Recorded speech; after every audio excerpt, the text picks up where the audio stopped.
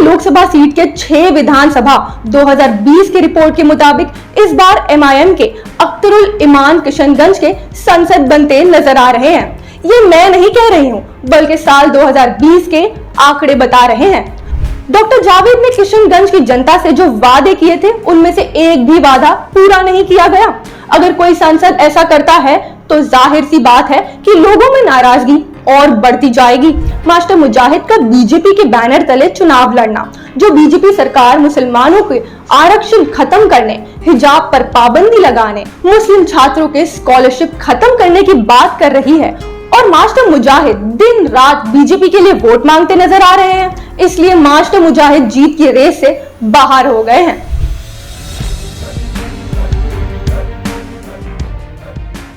कहा जाता है कि बिहार की किशनगंज लोकसभा सीट बिहार की सबसे हॉट लोकसभा सीट्स में से एक है। किशनगंज लोकसभा सीट पर दूसरे चरण यानी 26 अप्रैल को चुनाव होना है। किशनगंज लोकसभा सीट के 6 विधानसभा 2020 की रिपोर्ट के मुताबिक इस बार एमआईएम के अख्तरुल इमान किशनगंज के संसद बनते नजर आ रहे हैं। ये मैं नहीं कह रही हूँ, बल्कि साल 2020 के आंकड़े बता रहे हैं।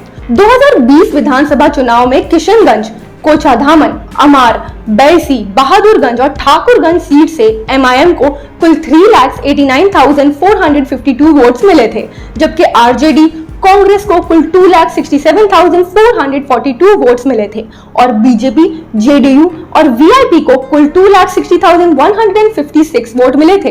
इस रिपोर्ट के अनुसार देखा जाए तो एमआईएम उम्मीदवार अख्तरुल इमान लगभग 1,20,000 वोट से लोकसभा का चुनाव जीत रहे हैं। इस बार किशनगंज के लोगों की उम्मीद एमआईएम से बड़ी है, क्योंकि एमआईएम ने पूरे सीमांचल में मुसलमानों, दलितों और मजलूमों के लिए बहुत काम किया है। उनके साथ हो रहे जो हकमारी हुई है, उसके खिलाफ आवाज बनकर उठे हैं। किशनगंज से बीजेपी, जेडीयू, आरजेडी और कांग्रेस के सांसद बनते आए हैं, लेकिन आज तक किशनगंज का विकास नहीं हो सका। इसलिए वहां की आवाम इस बार बदलाव के रूप में अख्तरुल इमान को देख रही है। अगर बात की जाए किशनगंज के कांग्रेस सांसद डॉक्टर जावेद की, तो उनसे जनता काफी नाराज दिख रही है, क्योंकि पिछले 5 साल में उन्होंने कोई काम नहीं किया है और ना कराया है, और ना ही आवाम के दरमियान सुख दुख में रहे हैं। डॉक्टर जावेद ने किशनगंज की जनता से जो वादे किए थे, उनमें से एक भी वादा पूरा नहीं किया गया। अगर कोई सांसद ऐसा करता है तो जाहिर सी बात है कि लोगों में नाराजगी और बढ़ती जाएगी।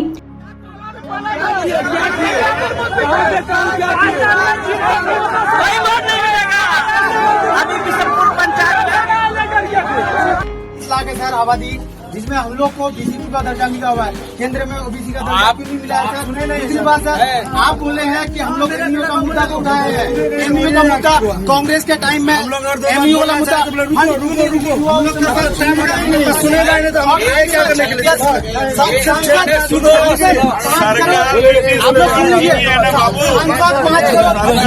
सांसद निधि का